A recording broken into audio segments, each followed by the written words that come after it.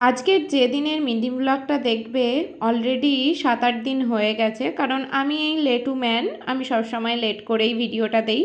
তো এটা ছিল 12 তারিখের একটা ব্লগ ভিডিও। তো আমি এখন চলে যাচ্ছিলাম কোথায় বলো তো, এই যে পুচকেটার জন্মদিনে।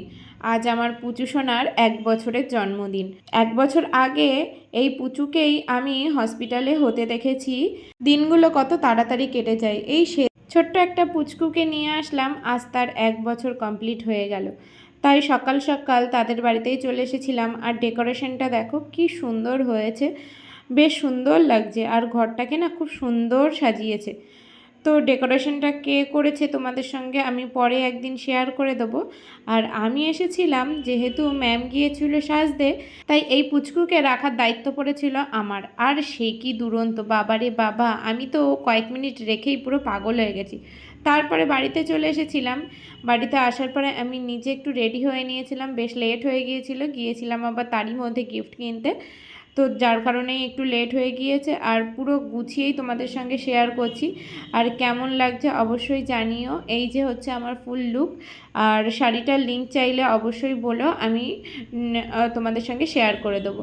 আর আজকে সিম্পল লুকটাই রেখেছিলাম, বেশি কিছু হিজিবিজি সাজিনি, যেহেতু অনুষ্ঠানটা দিনের বেলায়। তো আমি আর আমার বর দুজনে মিলেই বাইকে বেরিয়ে পড়লাম। আর এই যে আমাদের কিয়াং সোনার আজকে ফার্স্ট বার্থডে, 12ই জানুয়ারি সোমবার। তো আমরা যখন গিয়েছি অলরেডি তখন ওর আশীর্বাদ কমপ্লিট হয়ে গিয়েছে, এখন ফটো সেশন চলছে।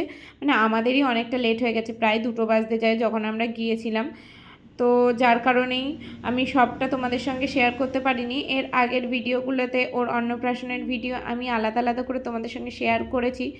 আর এখন যেহেতু প্রচুর ব্যস্ততা, তার মধ্যে এইগুলো না কমপ্লিট করতে পারিনি, একদমই ভিডিও নিতে পারিনি। তো এখন ম্যাম এবং স্যারের সাথে প্রচুর একটু ছবি তোলা হচ্ছে। তারপরে আমরা ঘরে চলে এসেছিলাম। আর ওর না খুব খিদে পেয়ে গিয়েছিল, যার জন্য খুব কান্নাকাটি করছিল।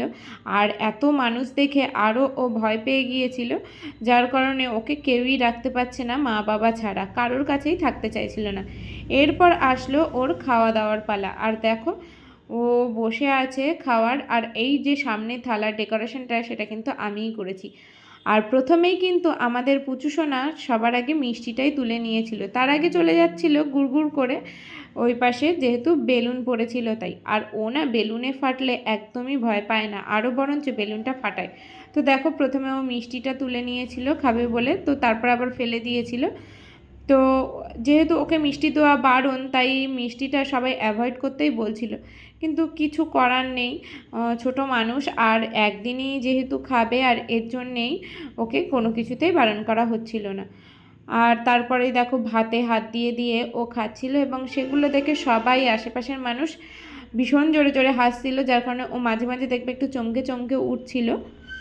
আর এত সুন্দর আয়োজন করেছে, সত্যি আমার তো খুব পছন্দ হয়েছে। তোমাদেরও কাদের কাদের পছন্দ হয়েছে অবশ্যই জানিও। এবার চলো পুচুর জন্মদিনের দুপুরের মেনু কী কী ছিল তোমাদের সঙ্গে একটু শেয়ার করে দিই। প্রথমেই আমাদের প্লেটে চলে এসেছিল লেবু, তারপরে বেবি নান, সাথে আলুর দম, তারপরে সাদা ভাত, তারপরে মুগমোহন, এবং সাথে বেগুনি ছিল গরম গরম। তো এরই আর একটা ভিডিও আমি আলাদা করে তোমাদের সঙ্গে শেয়ার করেছি। তারপরে সাদা ভাতের সঙ্গে পার্শে মাছের ঝাল, গলদা চিংড়ির মালাইকারি। তো এটাই আমার সবথেকে পছন্দের খাবার। আরও একটা জিনিস আছে, সেটাও তোমাদের সঙ্গে শেয়ার করছি। এই যে পাঁঠার মাংসের ঝোল, কি সুন্দর হয়েছে না। তারপরে ছিল চাটনি, পাঁপড়, মিষ্টি আর হজমোলা। তো ভিডিওটা কেমন লাগলো অবশ্যই কমেন্ট করে সবাই